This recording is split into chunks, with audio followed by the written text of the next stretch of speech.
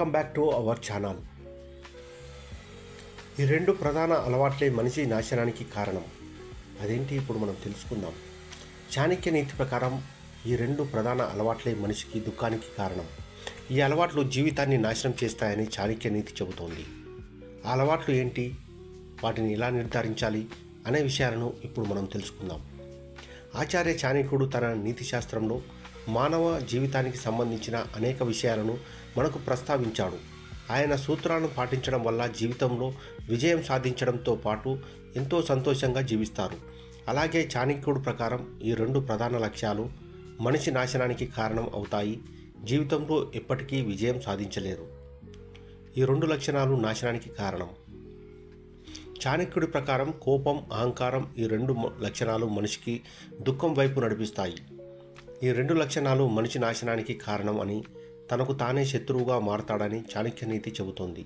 ఈ అలవాట్లు ఎందుకు వినాశనకరమైనవో, వాటిని ఎలా నిర్ధారించాలో ఇప్పుడు మనం తెలుసుకుందాం. కోపం ఆలోచన శక్తిని, అవగాహన శక్తిని నాశనం చేస్తుంది.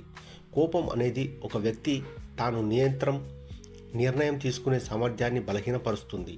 మనం కోపంగా ఉన్నప్పుడు ఆలోచన లేకుండా ప్రవర్తిస్తాము. తర్వాత మళ్ళీ దాని గురించి చింతిస్తాము. దీనివల్ల కొన్ని నష్టాలు ఎదుర్కోవాల్సి వస్తుంది.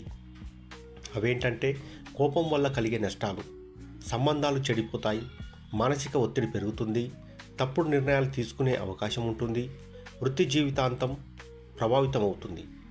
కోపాన్ని ఎలా నిర్ధారించాలి?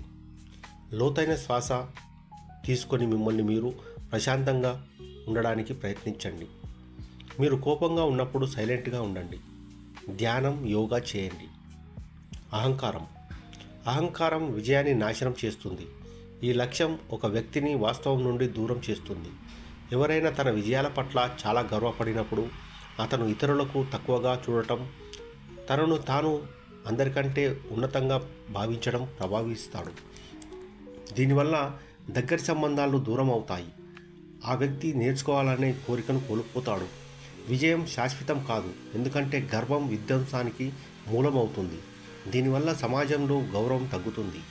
ఎల్లప్పుడూ మర్యాదగా ఉండండి, ఇతరులను గౌరవించండి, జీవితంలో సమతుల్యతను కాపాడుకోండి. అహంకారాన్ని వదిలివేయండి. కోపం, గర్వం ఒక వ్యక్తి జీవితంలో నాశనానికి అతిపెద్ద కారణాలని చాణక్య నీతి మనకు బోధిస్తుంది. ఈ అలవాట్లను మనం నియంత్రించుకోకపోతే తీవ్ర నష్టాలు ఎదుర్కోవడం ఖాయం. కాబట్టి సంతోషకరమైన జీవితం కోసం ఈ రెండు లక్షణాలను దూరం చేసుకోండి. Thank you. Bye bye.